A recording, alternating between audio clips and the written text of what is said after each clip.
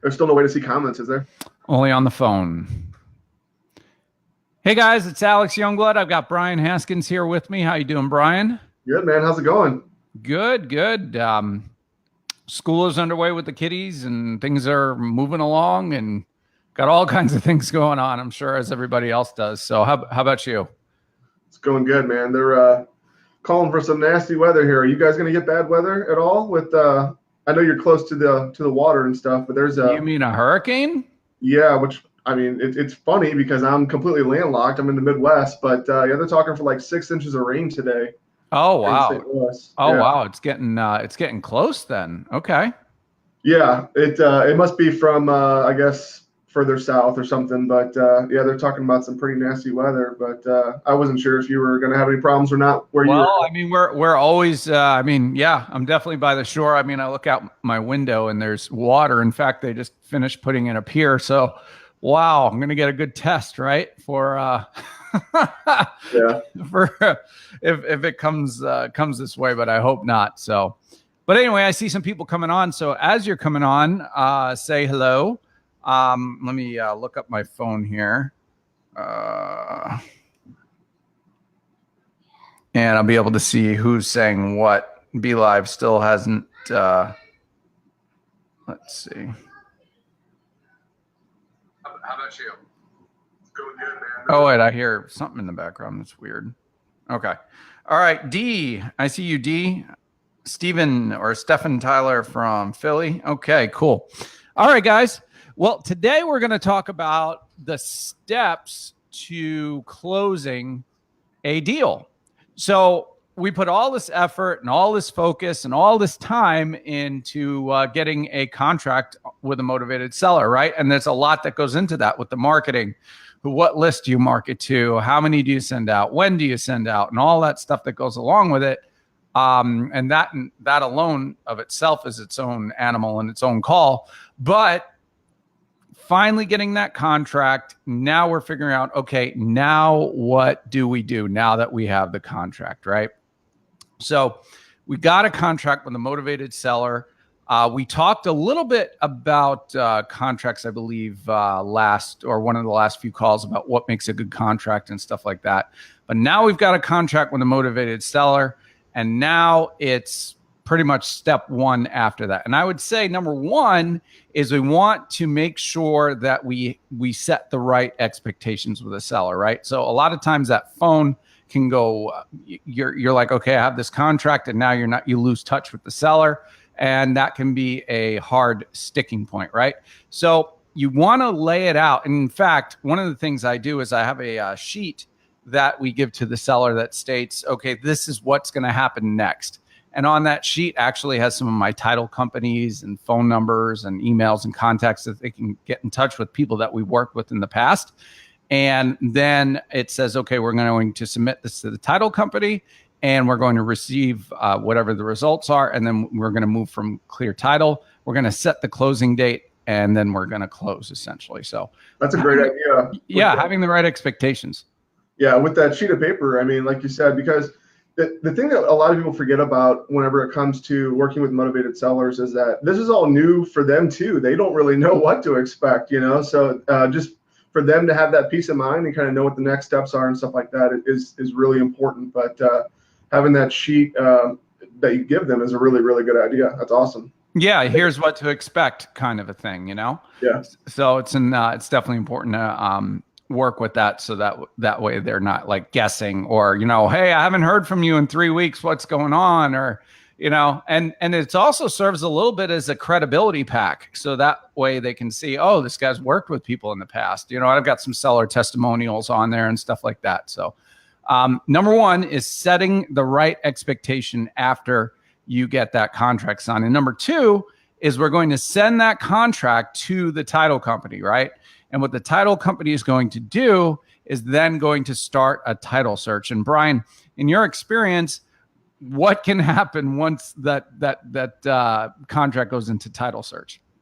Yeah, I mean, you never really know. I mean, the one key is, I mean, whenever you're doing your due diligence with the motivated seller and talking with them, it's always a good idea to try to find out if they know of any liens or if they've borrowed any additional money against the house. And I mean, part of that comes from asking open-ended questions and just getting them to talk a little bit. But in some cases, there's things that they forget about. So you just never really know whenever it comes to title search if there's going to be something.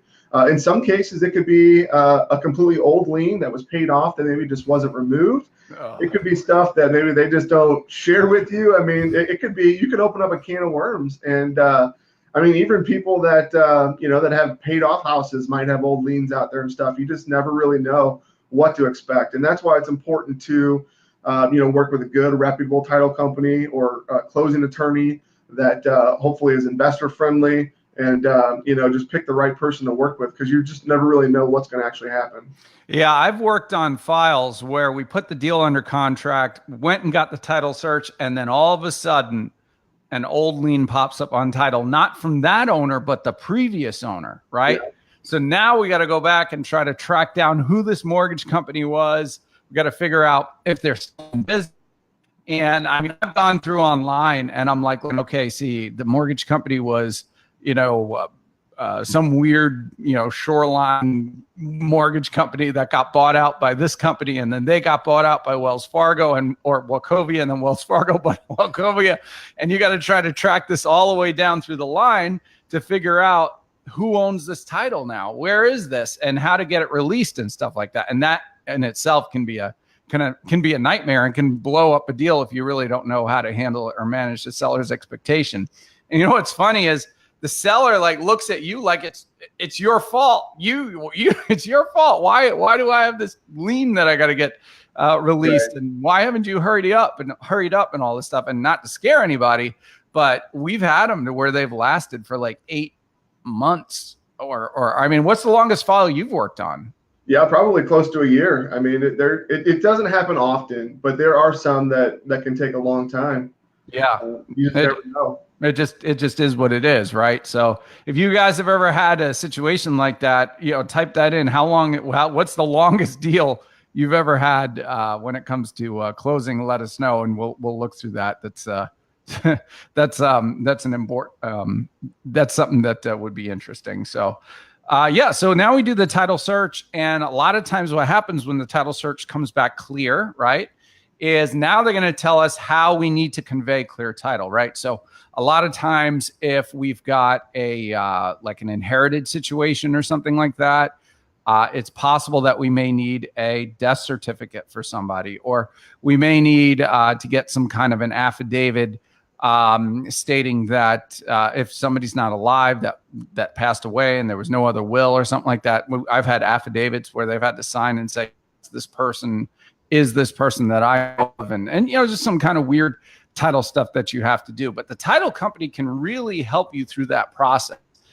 And, here's a tip for you. A lot of times people say, actually one of my students, our students the other day, stated, he's like, man, this is a property and probate, and I don't know if I should tie up the property, or I don't know if I should contract it. I think we got to figure out probate first and stuff like that. I'm like, oh no, wrong answer. You need to tie that property up. You need to get the contract on it, and then let the title company figure out what you need to do to convey clear title, right? Because the longer you don't contract on something, the bigger chance there is that somebody else is going to come in and scoop it away from you if you don't do that. So one thing that we say in my company is contract it, figure it out later. And essentially that's the best way to do it, because if you start thinking about all the details and all that kind of stuff, you're just not going to contract it, and somebody else is going to snake it. And that's the worst feeling, Mm-hmm. Yeah, it happens all the time. So yeah, absolutely. So, all right. So now that we've got our contract, we've done the title search, titles come back and we know, okay, this is what we're going to need to do, or we've got clear title. We don't do anything but need to show up with a pen and smile kind of thing. So at this point, and let's say we've assigned this contract to our buyer, right? A lot of people are under the misconception that they may need to bring money to the table to close this deal, right? Well, the fact is we're not selling the property, right? We're selling the contract. So when we're selling the contract, there's no need to bring money to the table if we're not selling the property, right? So, and a lot of times at this point, there's a little bit of confusion that comes in, right? Who pays the closing costs in the deal? Who is it? Who pays the closing costs? Is it you?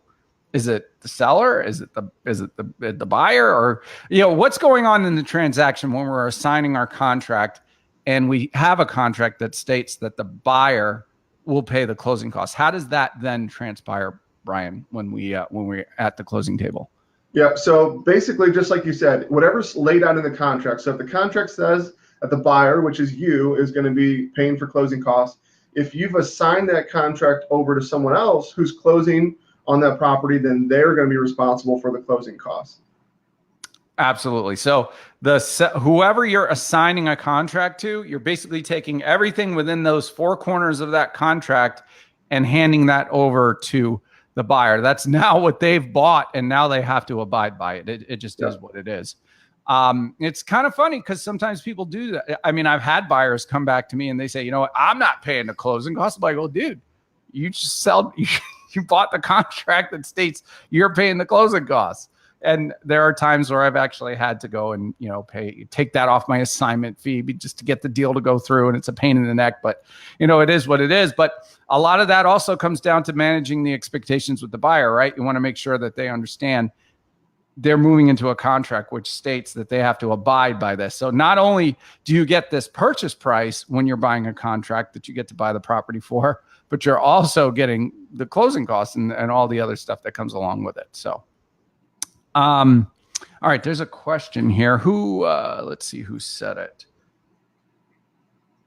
I can't see it, but it says, how much does a title company charge to do a title search, and what is considered a business expense for tax purpose write-offs? You want to field that one, Brian? Yeah, so as far as title companies go, it's going to vary on price. It depends in your area. A lot of times, and it depends on which side of the deal too. I mean, obviously, if you're buying the property, there's going to be a lot more work involved than whenever you're selling the property. So you have to kind of go through that. I mean, in my area, typically about $1,000 to run title search and to do a closing. I mean, is that kind of average in your area too? Yeah, title search and closing. So usually I see like 250, 300, and then the running the search itself might be like 150, 250 kind of thing. So it all depends on your area and your county and how they run it. But the most important thing is you're not going to have to pay that up front when you go to do a title search and you submit everything. That's all closing costs that actually get passed on to the buyer. So that's why that's important to know what those numbers are, because I mean, that's the closing costs. And a lot of times the buyers, they're professionals. They've been doing this over and over and over again. They understand that comes along with that. So. Yeah, and you'll know up front what the closing costs are, because once you approach a title company, once you find an investor-friendly title company, they have all their fees spelled out. So you'll know kind of a rough idea of what it is. Sounds like it's a little cheaper in your area than it is here. That's interesting. It's also going to vary as well if you're using title insurance. Are you talking about that within that $1,000? I guess probably. Yeah. Yeah. Because then you put that in there, and then we're right about the same. So yeah. Title insurance. But then also too, some areas don't use title companies. They use, closing attorneys. So similar concept, but some of the prices should probably be pretty similar. You just have to find out what they charge. And yeah. So we've got one more point we're going to get to with regards to having your deal closed, and obviously the most important part about getting paid, right? But before we do that, I just wanted to share with you guys, I mean, you're on these calls, you like the information we're giving you, and you can learn a lot in the Facebook group in the Wholesaling House is Full Time. You can do searches and you can find about any topic or any answer to any topic that you've got. But we have an implementation program that can really help you get from that point of trying to assimilate all this information and trying to pick and choose and put it into one coherent kind of business plan. But we have an implementation program that takes everything and narrows it down into one basic action plan. And that action plan will get you going and get your marketing going, start talking to sellers, how to find the hottest sellers, how to find the hottest buyers, and put it all together and get you to the point where you get that check. Or maybe you're past that point where you've gotten that check, and now you want to get to a point where you're more systematized and start doing this on a consistent basis, right? So It all starts with learning how to approach your marketing from that first point and then making those adjustments, right? But just like with a foundation to a house, if you start in a wrong path, then everything else is all messed up. So it's very important that you start right. And our action plan within the REI Accelerator will help you do that. So if that's something you're interested in, go ahead and click on that link and apply for a strategy session. We'll be glad to talk to you and answer any questions you may have. Some people, we have programs for different people, whether you're just getting started, whether you don't have a lot of money for marketing, or maybe you're in a spot where you want a more handheld intensive approach. We can help you in that way too. So just hit that link up and let us know, and we'll be glad to talk to you. All right. So now it's time to get paid, right? If you're interested, if you're excited about getting paid after going through all this process, give us a thumbs up, give us a like, give us a heart. You're ready to get paid. You're ready to make this happen. And now you're ready to put that money in the bank and start the process all over again, right? Because that's the way this business works. So, all right. So time to get paid. So number one, right? We don't have to bring any money to closing when we are doing a assignment of contract, right? Because we are simply selling our contract. We're not buying and reselling a house like in a double closing or whatever that situation might be, but we're simply assigning our contract. And this is going to be recorded on the HUD, usually in line items 1300 or something like that. It's on usually the second page, and states additional costs with regards to the transaction. And your assignment fee will get listed on there.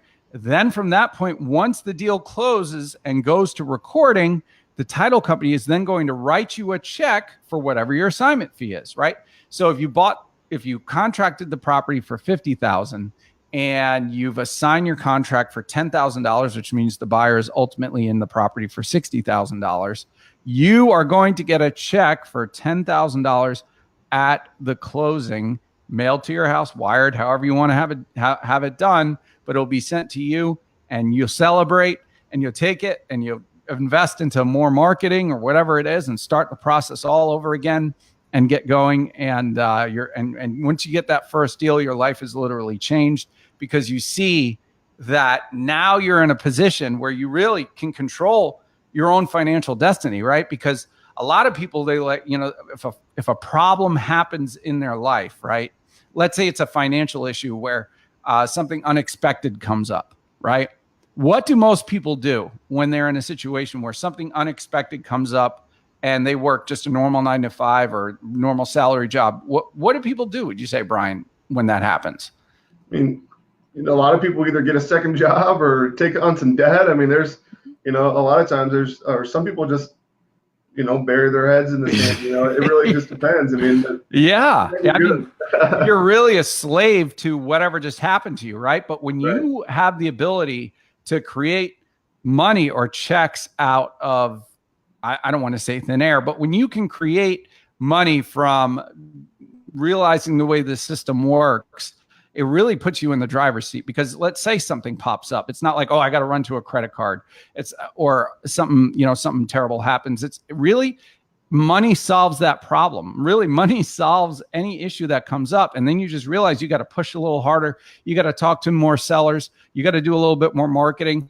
And part of understanding the way that works too is understanding that from a business standpoint, right? So from a business standpoint, you're going to understand, well, if I send this amount of postcards, or if I call this amount of sellers, or if I do this, and if my conversion rate is this, then I understand I need to talk to this many more and all this kind of stuff. And we've actually got a scorecard that will spell that out for you that we give to our students so that you can track your results all along the way. And then when you're at that point where some people say, oh, this isn't working, I can't make this work, this won't happen, right? Well, you simply go back to your scorecard and you say, well, how much marketing did you send out?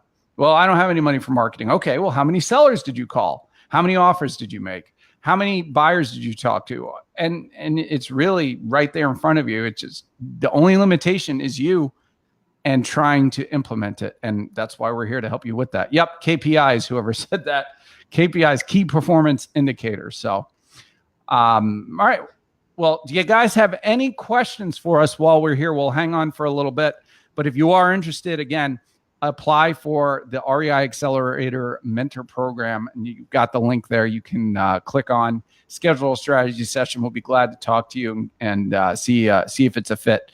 Some people it is, some people it's not. Can't work with everybody. I mean, it's the two of us, so we're limited in that capacity. So if you're interested, let us know. Click on that link and we'll get started. So let me see. Like I think D had a question. Yeah, what do you got? D had a question. So when getting a contract with a seller, are the sellers requiring a binder or down payment? Binder, I'm thinking, I mean, that's kind of like insurance language right there. But so I think we're talking about a earnest money deposit is what I would venture from that. So earnest money, depending on, again, what state you're in, right? Earnest money is what makes the contract legal or makes it a binding contract. Most sellers probably really don't care. But $100 is a standard real estate deposit. You could do it for $10. You could do it for $1. I mean, it's really not a huge deal.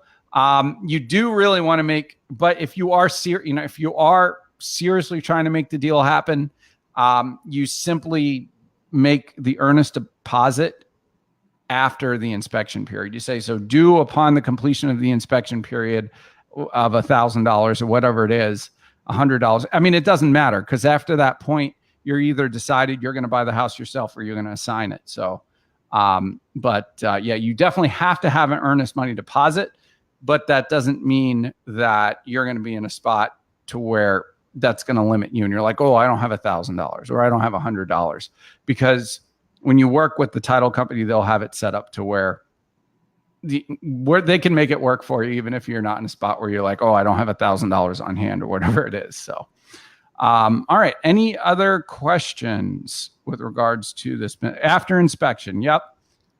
Appreciate the thumbs up. Who gave us the thumbs up on that? I can't even see it. Very D. Sad. It was D. D. Okay. Awesome. D. Thanks. Yeah. There's a couple more questions. Another one. You give the seller a copy of the contract. Absolutely. I believe in my state, if they do not have a copy of the contract, there's a chance that it's not a binding contract because they don't have a copy of it. So if you don't give them a copy, they can state that, and then the contract is void. Another one, Matt wants to know, any advice on getting a lien pulled by the city or abandoned properties, or for abandoned properties? For abandoned properties, right? So all you'd have to do is look up what I would say would be the in our area, it's the parcel number, or however you've got it set up with your city. But if you can find that parcel number, there's a lot of times there's sites that are set up with the city. Look for, I type in like official city site of, and whatever city you're in. And a lot of times they have sites that are set up where if you have that parcel number, it'll pull up if there's any tax liens or anything on that property. Any other questions?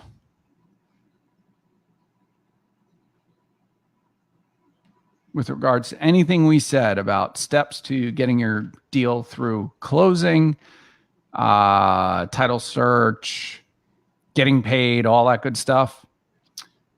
And if not, we'll give it a little bit of second to come through. But if not, remember, you can always apply for our REI Accelerator Mentor Program, and we'd be glad to talk to you. And I mean, really, what's awesome about it is we do partner with our students on deals. So if you're in a spot where, some people market, right? And they get properties under contract, and then they're like, I don't know what to do, or they don't know what that next step is. We will partner with our students and take it from there into the, or take the driver's seat from there, because we'll do the deal split with you, and we're glad to do that. So that's part of the program as well. And a lot of people who, if you choose that option, you can actually get into the program, and through the deals that you do and the deal splits that we do and stuff like that, you can actually get whatever the fee or deposit you invest into the program, you can basically get back through the deals that you do, which is pretty awesome. So you get all this information and access. I don't want to say for free, but it works out really well for you if you take what we say and do it. All right. what's the top question there? How can you find phone numbers for sellers or leads? So that's skip tracing. That's the term for skip tracing. You can do it in bulk. You can use somebody like Jared Vidalis, and you can equity. I think it's called Equity Connect or something like that. But there's people who post in the group all the time for skip tracing. You know, if you have lower volumes and stuff like that, and you can get numbers that way. If you're really just looking for like onesie twosies, check out peoplefinders.com or White Pages Premium, and you can get some good numbers to check with there. And I'll give you another tip. If you are skip tracing, don't just stop at the person, right? So a lot of people try to find the person, they don't find them, and they say, oh, I can't find them, right? Look for relatives as well. So if you find relatives, call up the relatives and say, hey, I'm just trying to, hey, this is this Chris? Yeah, okay, great. My name's Alex. I'm actually trying to get in touch with Bob, who owns the property at 123 Main Street. I might be interested in buying it. Could you get me in touch with him, please? And then you go around that way too. So there's other ways to find people than just trying to find them directly. All right, let's see here. What happens if you have a house under contract and you're trying to find a buyer, but the seller sells it to someone else? The seller is in breach of contract at that point, and you may warrant a visit to the to an attorney. You can, there's options in filing like memorandums of contract, but you have to be careful with that because you really have to be ready to buy the property if you're going to do that. Can we do a workshop on cold calling? Who said that? Rafas.